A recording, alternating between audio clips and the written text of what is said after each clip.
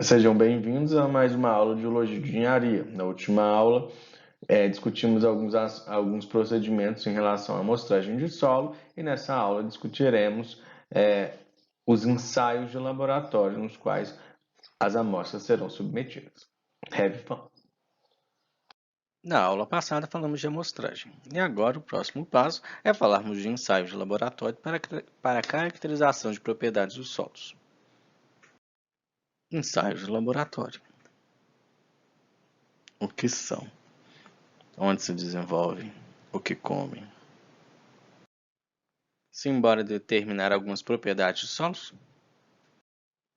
Bom, a sequência de apresentação dos ensaios para determinação de propriedades, né, dos parâmetros básicos dos solos vai ser a seguinte: a gente vai discutir um pouco o índice físico, né, os ensaios para a determinação de alguns índices físicos, depois a análise granulométrica e depois consistência dos solos, né? Então, a pergunta que fica é: esse símbolo aqui, ele representa qual índice físico?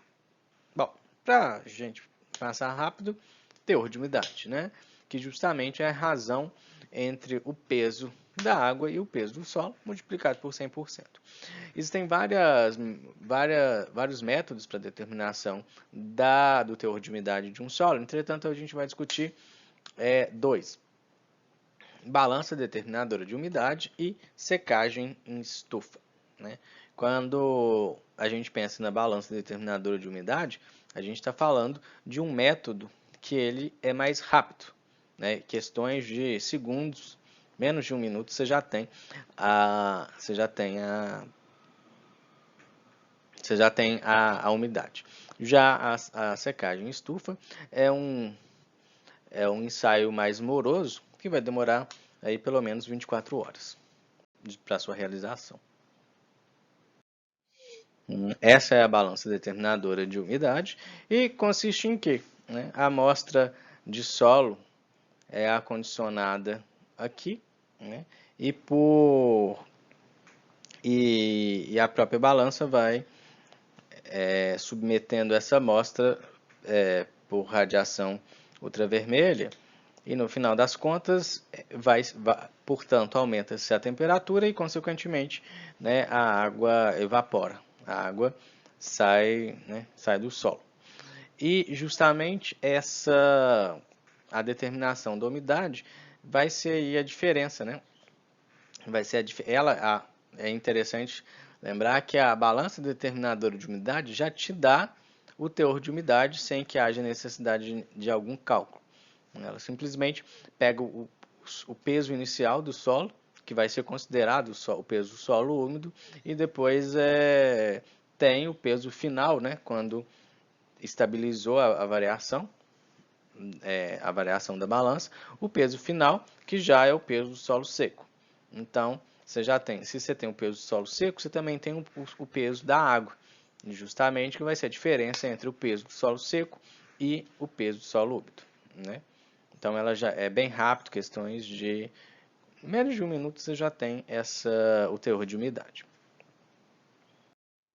O segundo método, que é o método da secagem em estufa, é um método mais moroso, né? E na qual a gente vai precisar de uma balança, de secador, cápsula e, obviamente, uma estufa capaz de chegar a temperaturas de 105 até 110 graus centígrados. E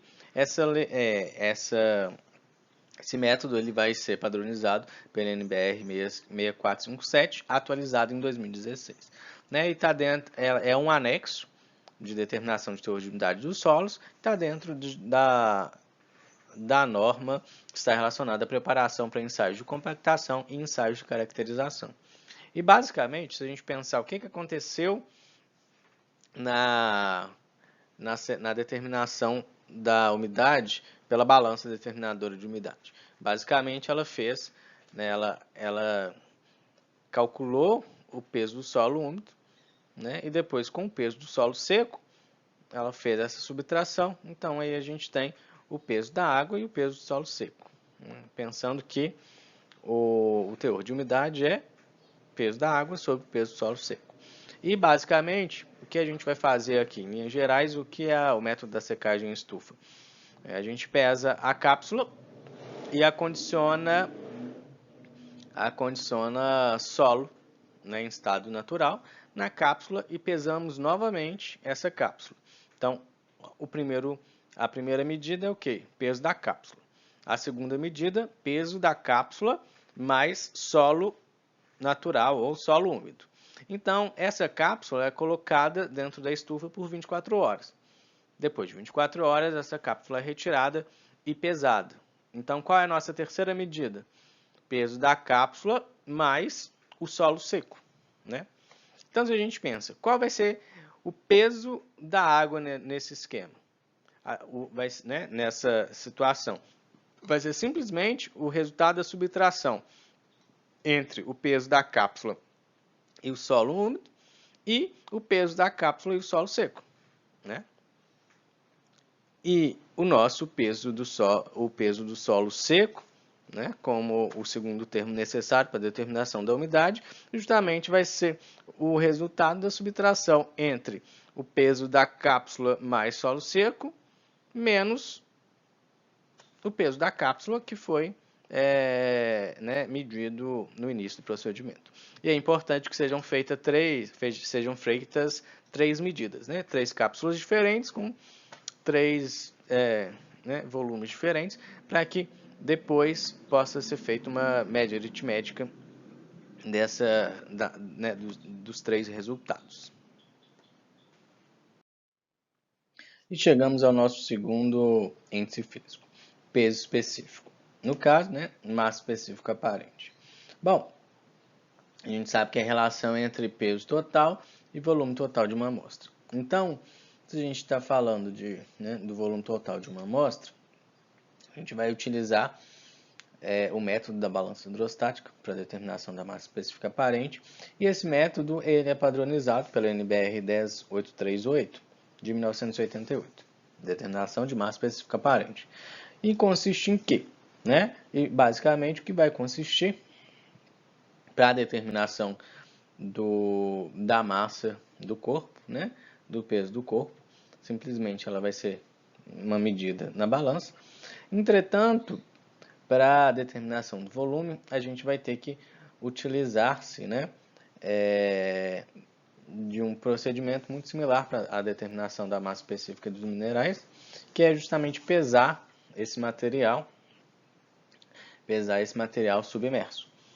E como vai ficar, né, essa determinação? Bom, para isso a gente precisa moldar um corpo, ou seja, a gente precisa de uma amostra indeformada.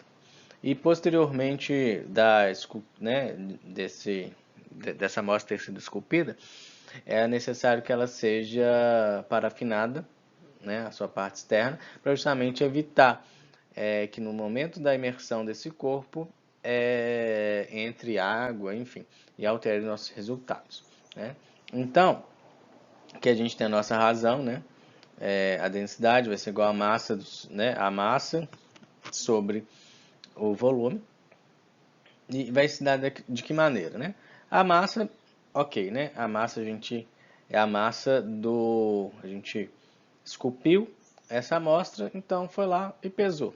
Bacana, é a nossa massa, ms. E agora na determinação do volume desse corpo que foi moldado, a gente vai utilizar a seguinte, né, relação. Primeiro ponto, moldou, veio aqui, pesou. Depois de moldado, parafinou, veio aqui, pesou, né? E posteriormente, esse corpo, né, já parafinado é colocado, né, colocado em imersão e pesado novamente. Então, para que se determine o valor, né, o volume, a gente sempre vai utilizar essa expressão, né, em que MP é o peso do corpo parafinado, MI é o peso do corpo imerso, né, MP também parafinado, e MS é o peso do corpo, né, que foi moldado e não tinha sido parafinado. ρW é a densidade da água e ρP é a densidade da parafina, né? Pensando que a gente tem que tirar a influência da parafina aí na determinação do volume do corpo. É um método relativamente rápido, né? É um método relativamente rápido e não muito complexo. A questão toda é ter cuidado na hora de parafinar o corpo, né? Para evitar que também entre parafina nos poros e atrapalhe a determinação da massa específica. Agora, né, para determinar a densidade das partículas sólidas do corpo, né, pensa, densidade das partículas sólidas vai ser o quê? Né, ou peso específico das partículas sólidas. Vai ser simplesmente a massa dos sólidos sobre o volume dos sólidos. Né? Lembra que isso é diferente do peso específico do solo seco, né? Que é massa dos sólidos sobre volume total. Então aqui a gente está pensando em densidade das partículas sólidas e que vai ser balizado pela NBR 6508 de 1984, determinação de densidade das partículas sólidas. E para isso a gente vai utilizar de um piquenômetro, né? Essa imagem à esquerda é o piquenômetro e basicamente, né, o material ele vai ser revolvido com um antifloculante, enfim, né? Revolvido, posteriormente colocado o solo, né? Posteriormente colocado no piquenômetro e preenchido até uma determinada marca. Depois, esse piquenômetro vai ser submetido à bomba de vácuo justamente para tirar qualquer bolinha de ar que tenha ficado, que esteja aqui, né? Justamente para tirar todo o ar e que o peso desse sistema piquenômetro mais sólido seja justamente, né, só o peso da água do piquenômetro e do sólido que foi ali diluído, né, que está disperso ali. Bom, então, como a gente vai determinar esses parâmetros? Bom, a massa dos sólidos, né, vai ser dada pela razão M1 sobre 1 mais a umidade desse material. E o volume dos sólidos vai ser dado por ms, que é a massa dos sólidos, mais m3 menos m2 sobre a densidade da água em uma determinada na temperatura em que o ensaio está acontecendo. Beleza, falei em M1, M2, M3, mas o que isso significa?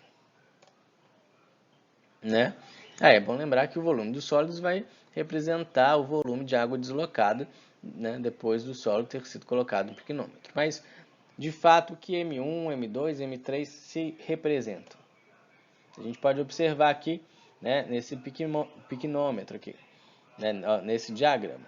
M3, né, M3 justamente é o peso do piquenômetro com água, né? M2 é o peso do piquenômetro com água e solo. E o M1, né? E o M1 justamente é o que? O peso do solo seco, né? Que foi pesado antes de entrar no sistema.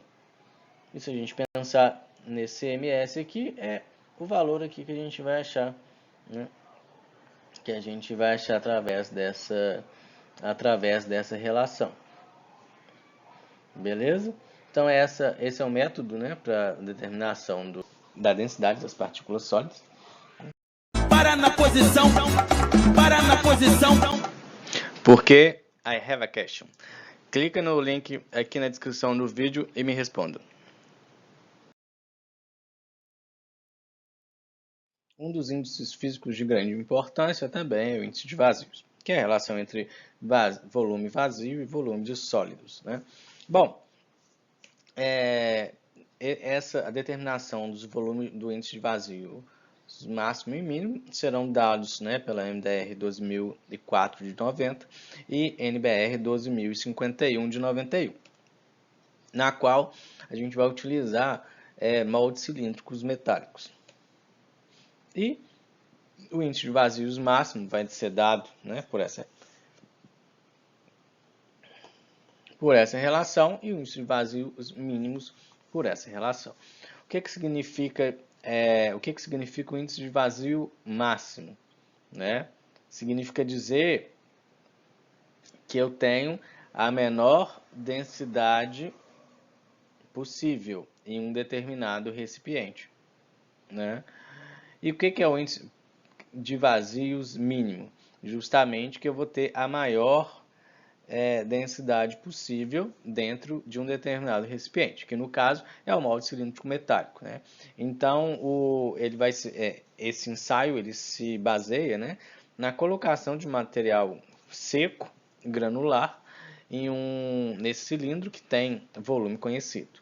Então, para a determinação do índice de vazio mínimo, né, de vazios mínimo, eu preciso certificar, né, que o volume, que o material colocado ali está o mais compacto possível. E para determinar o índice de vazios máximo, eu preciso certificar de que o material colocado ali está o mais fofo possível. Né? Justamente, se eu tenho menor densidade, significa dizer que eu tenho uma menor massa por volume, né? Por um determinado volume. Então, eu tenho um maior índice de vazios. Já no índice de vazios mínimo, eu tenho, né, uma maior densidade. Então, consequentemente, uma maior massa para um determinado volume. Como os volumes, né, o volume do cilindro metálico é o mesmo para os dois ensaios, basicamente o que eu estou mudando aí realmente é a quantidade de volume de vazios desse material. Ou seja, para execução desse ensaio é necessário a utilização de amostras deformadas. Bom, mas de onde que saiu isso aqui? Né? De onde que saiu isso aqui? Rapidinho, só para a gente ter uma noção, né? Rápida. Porque chega a dar essa fórmula, mas qual que é a relação, né? O que tem a ver a densidade das partículas sólidas e a densidade do solo seco? Bom, a gente tem o que? Né? A densidade do solo seco é a massa dos sólidos sobre o volume total. E volume total é o que? Volume de vazios mais volume de sólidos. Né? E quando eu tenho a densidade das partículas sólidas do solo, eu tenho essa relação de peso, né, ou massa dos sólidos sobre o volume dos sólidos. Igual a gente viu há minutos atrás. Bom, então, de certa maneira, passando volume de sólidos para cá, eu tenho que a massa de sólidos é ρS VS sobre volume. V, né, volume de sólidos mais volume de vazios. Então, se a gente olha esta relação aqui, eu também tenho o quê? Que o volume de vazios é igual a volume de sólidos vezes E, como é mostrado aqui. Então, decompondo um pouco mais, eu tenho que a densidade do solo seco é igual à densidade das partículas sólidas vezes volume de sólidos sobre índice de vazios vezes volume de sólidos mais volume de sólidos, que dá o quê? ρD é igual a ρS sobre 1 mais E. Quando a gente muda, né?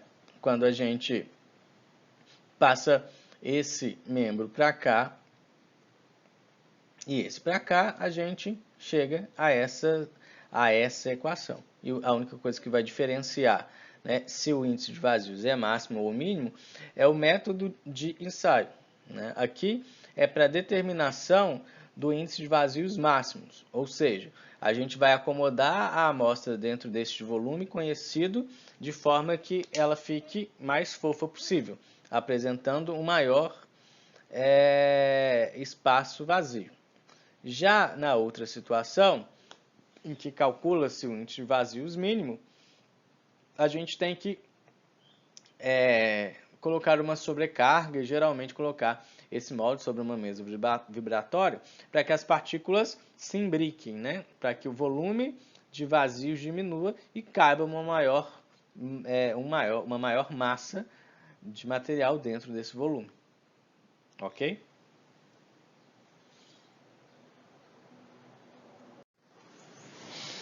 Enfim, superamos índices físicos. E agora vamos para a análise granulométrica, que vai ser balizada, né, pela NBR 7181 de 1984. Aqui na porção superior da tela, o que a gente tem é a escala granulométrica, né, argila, silt, areia, que pode ser subdividida em grossa, média e fina, e pedregulho, que também é padronizado pela NBR 6502 de 95. Mas, de fato, vamos lá, em que consiste o ensaio de análise granulométrica? Ela vai ser dividida em duas fases. A primeira delas, que é o primeiro passo, né, é o peneiramento. Aqui a gente consegue ver um conjunto de peneiras, né, com aberturas distintas aqui. E o ensaio, essa fase do ensaio funciona da seguinte maneira, né? Aqui a gente tem um conjunto de peneiras, né? Um conjunto de peneiras que vai até a peneira 200. A peneira 200, ela tem uma abertura equivalente a 0,075 milímetros. E aqui é só um prato para reter o material que passar pela peneira 200. Então a ideia, né, para o procedimento, pega-se uma amostra, né, a gente seca a amostra e depois pesa essa amostra e insere na peneira inicial e liga à mesa vibratória. Depois de um tempo de vibração, né, em que já existem materiais retidos nas diversas peneiras com as diversas aberturas, pesa-se esse material, né? Quanto do material ficou retido na primeira peneira? Tendo com base, a gente pesa esse material, então a gente tem esse peso, e tendo com base o peso total da amostra, a gente sabe uma porcentagem do material com um determinado diâmetro. E assim sucessivamente. Peneiramento grosso, o limite do peneiramento, né? O limite do peneiramento é a bandeja de 200, né? Tudo que estiver abaixo de 0,75 milímetros de diâmetro vai passar pela peneira de 200 e vai ter que ser tratada pela outra etapa do processo de análise granulométrica, né? Bom, então, a partir deste momento aqui, depois da execução desse ensaio, a gente já tem uma curva granulométrica que vai chegar até os solos finos, né? E com o solo fino que está esse material mais fino, a gente vai passar para a etapa de sedimentação. E, basicamente, a etapa de sedimentação, ela vai consistir, né, em pegar esse material que passou na peneira 200, colocá-lo em suspensão, em água destilada e também com defloculante para fazer com que todos os grumos desse material mais fino se desfaça. E depois, né, desse material colocado em suspensão, é inserido na proveta um densímetro. Então, à medida que o material sedimenta, né, o densímetro também vai afundando, justamente porque a densidade aqui dessa solução vai ficando menor, né, e ele vai descendo cada vez mais. E para a duração, né, de tempos em tempos, é anotada a posição do densímetro, justamente para se calcular essa velocidade, né, em que ele está afundando. E com base na lei de Stokes, a gente consegue, a lei de Stokes faz uma relação entre velocidade de sedimentação e diâmetro de partícula. E com base nessa lei, consegue-se determinar a porcentagem de silt e argila como constituintes desse material que foi percutido. Aqui é uma curva granulométrica, a porção superior equivale ao peneiramento e a inferior à sedimentação. E percebam que, por serem ensaios distintos, eu não consigo ligar certinho, né, as duas curvas. Então, uma estimativa básica aqui deve ser feita para que a gente unifique a curva, tornando-a dessa maneira, né, para que ela fique assim. Então, peneira 200. Então, daqui para cá, resultado do peneiramento fino, daqui para cá, do peneiramento, né? E daqui para cá, da sedimentação. Então, só analisando rapidinho esse gráfico, o que a gente tem? Pense aqui, ó, aqui é a porcentagem de passantes, né? Bom, peneira 10. Significa dizer que coisa ali em torno de 98% do material passou na peneira 10, né? Quando a gente olha aqui, então, essa posição aqui, 2% de pedregulho, é o que ficou retido na peneira 10. Então, se a gente vem aqui na peneira 40, né? 90% do material passou pela peneira 40. E assim, esse gráfico ele vai ser construído e a gente consegue, né, determinar essa composição granulométrica, que vai ser muito importante.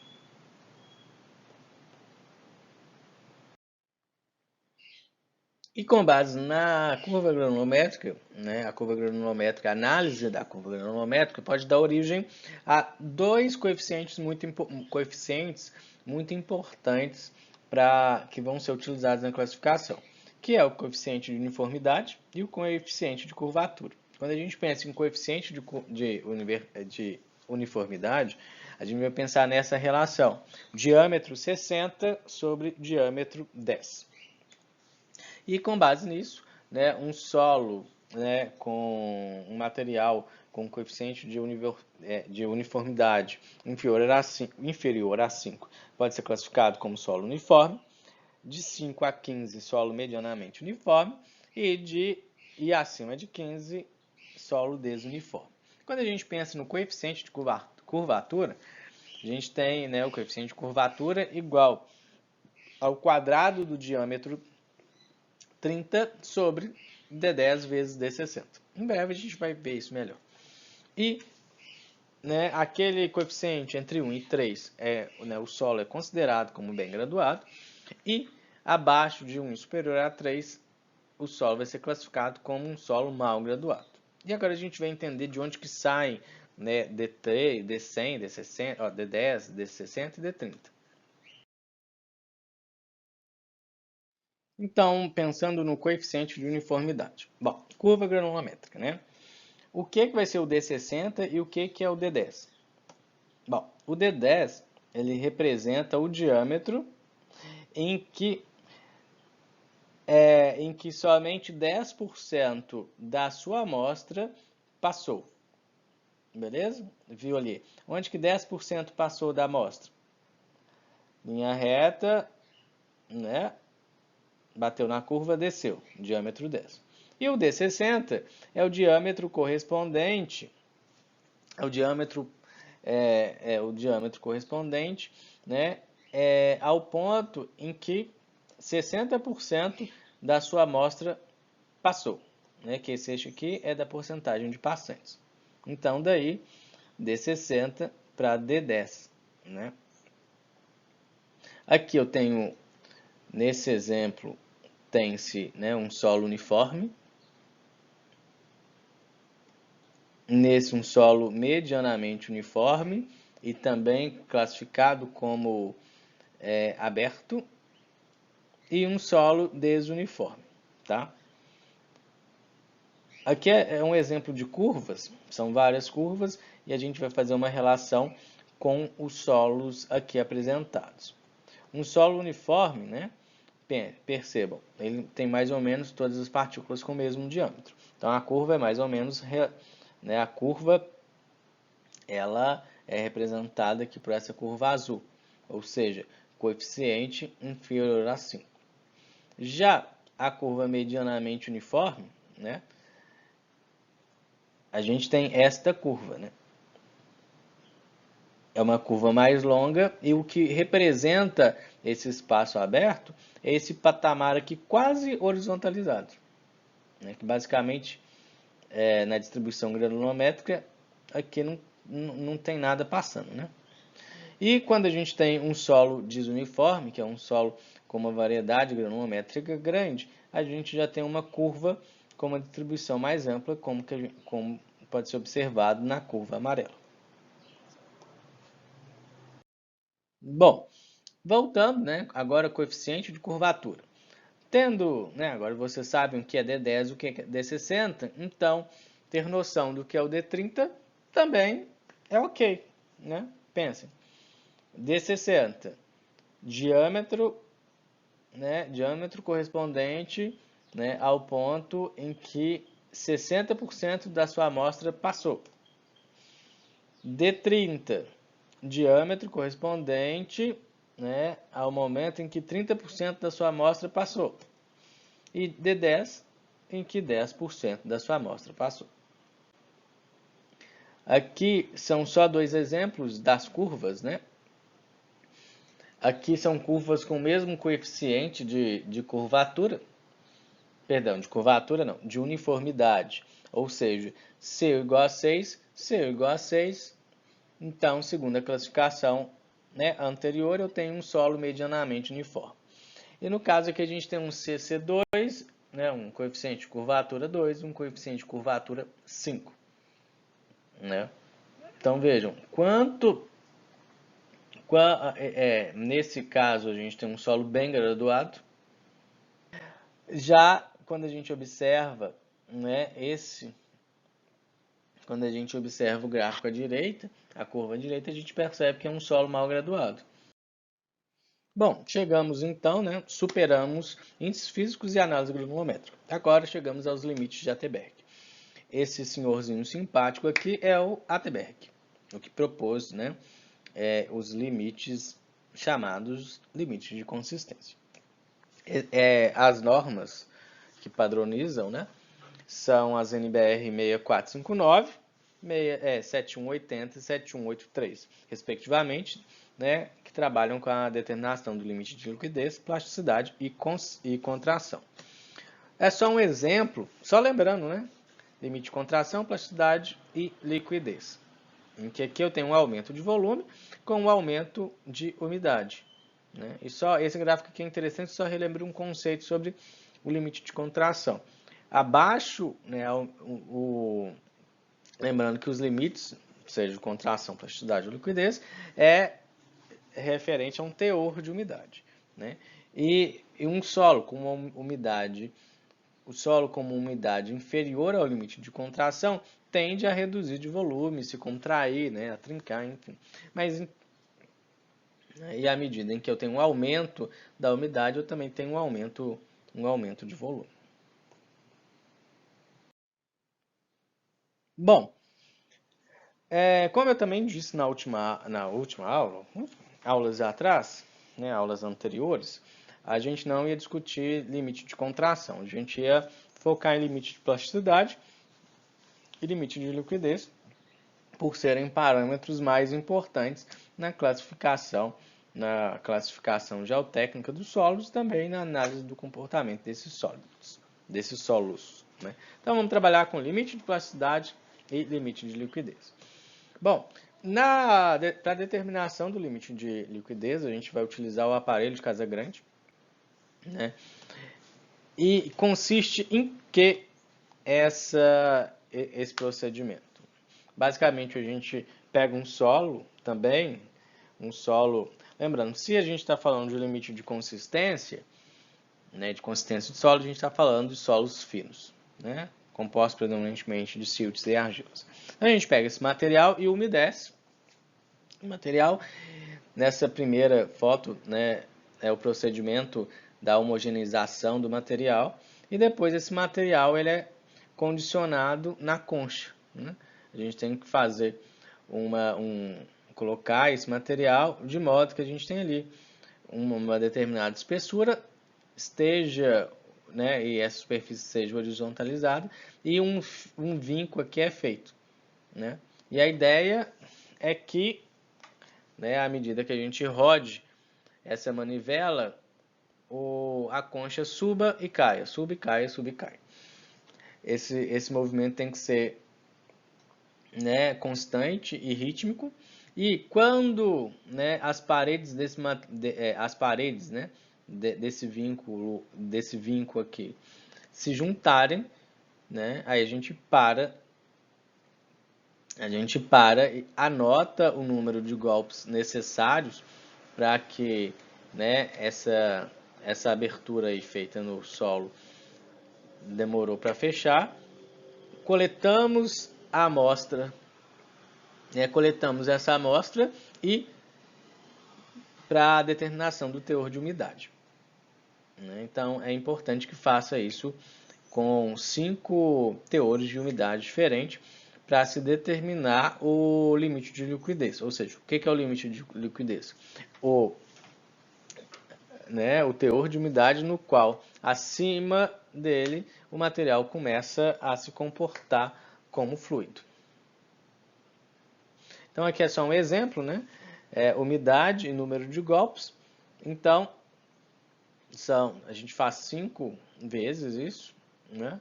5 vezes esse ensaio, e depois a gente vai e faz uma regressão linear. E o limite de liquidez vai ser considerado, né, o teor de umidade equivalente a 25 golpes. Já quando a gente pensa no limite de plasticidade, a gente vai utilizar, né, o método da placa esmerilhada. Aqui são os materiais, né, para a gente homogeneizar o solo. Aqui cápsulas para a determinação do teor de umidade. Aqui a placa esmerilhada e aqui um moldezinho, né? Bom, consiste em quê? A ideia justamente é umedecer o solo, né? Umedecer o solo e fazendo esses cilindros de solo úmido com a mão, né? E a ideia justamente é trabalhar com a umidade desse solo para que ele se rompa, né? Para que essa minhoquinha aqui se rompa no tamanho desse bastãozinho, que é o nosso guia, nosso modelo, tem em torno de 10 centímetros, e também se rompa com cerca de 3 milímetros de diâmetro, né? Aí quando a gente conseguir chegar nessa situação em que o material, né, em que o solo ele se rompe com cerca de 10 centímetros de comprimento e 3 milímetros de espessura, a gente considera que ele está o teor de umidade é igual ao limite de plasticidade. Então, esse material é recolhido e o seu teor de umidade é determinado. Então, temos aí limite de plasticidade e limite de liquidez determinados em solos finos. Tendo em mãos o limite de liquidez e o limite de plasticidade, a gente consegue determinar agora, né, alguns índices relacionados, né, à plasticidade e consistência desses solos, com os quais a gente consegue classificar esses solos também, que são o índice de plasticidade e o índice de consistência. O índice de plasticidade, eu acho que vocês lembram, né, que é a diferença entre o limite de liquidez e o limite de plasticidade, né, como a gente pode ver aqui. E quanto maior o índice de plasticidade, significa dizer que mais plástico, né, mais plástico esse solo é. Então, consequentemente, a gente tem essa classificação: solos fracamente plásticos com IP de 1, né, entre 1 e 7, medianamente plásticos de 7 a 15 e altamente plásticos acima de 15. E quando a gente trabalha...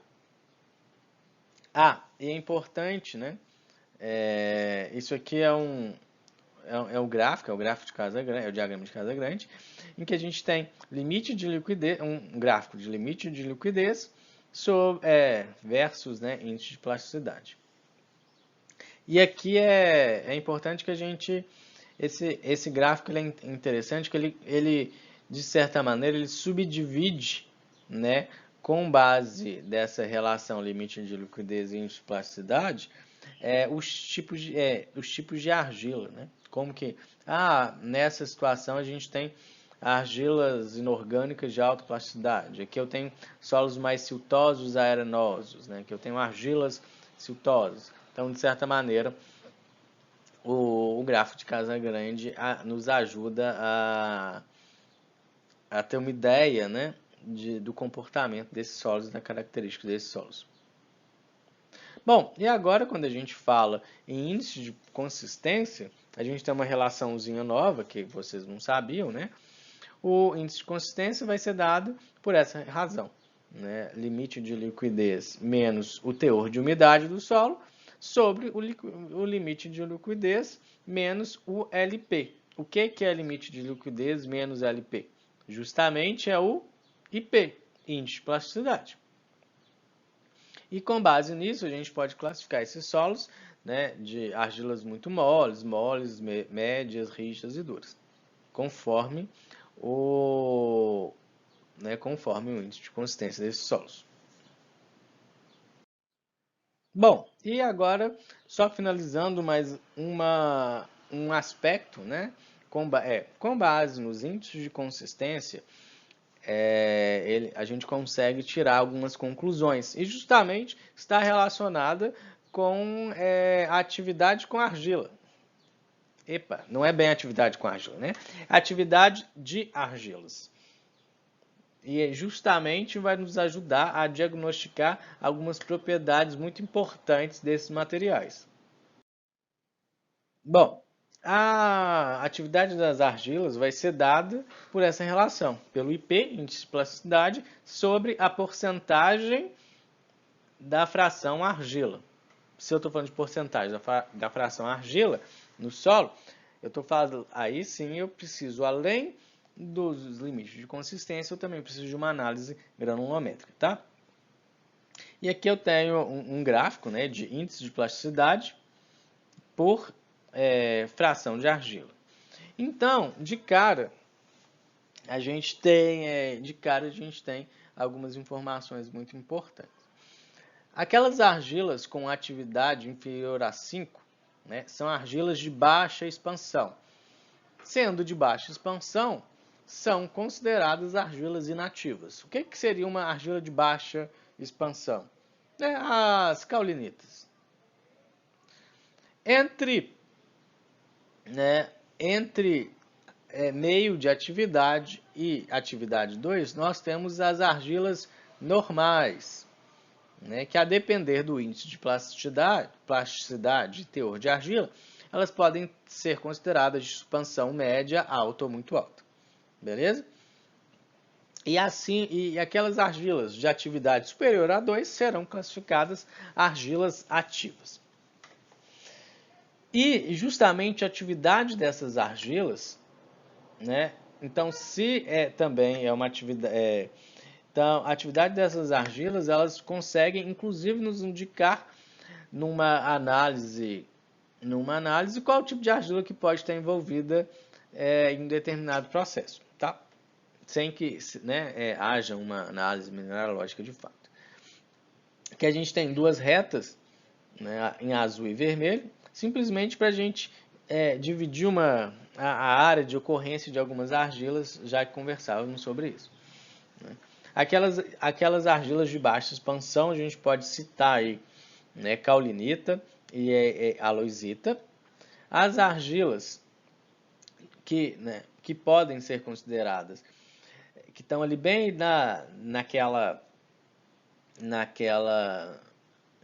no interstício, né, ali na variação entre argilas de baixa para média, podendo atingir até alta expansão, mas caracteristicamente elas estão mais entre baixa e média expansão, são a alofana e a ilita.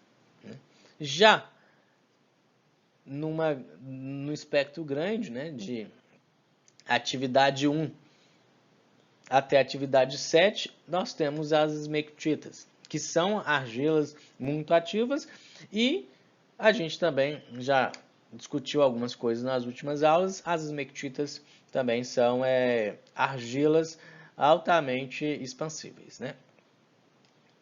Então, e que necessita de um melhor cuidado quando trabalha-se com esse tipo de argila, para evitar qualquer implicação geotécnica nas obras relacionadas a elas. Beijinho, beijinho, tchau, tchau.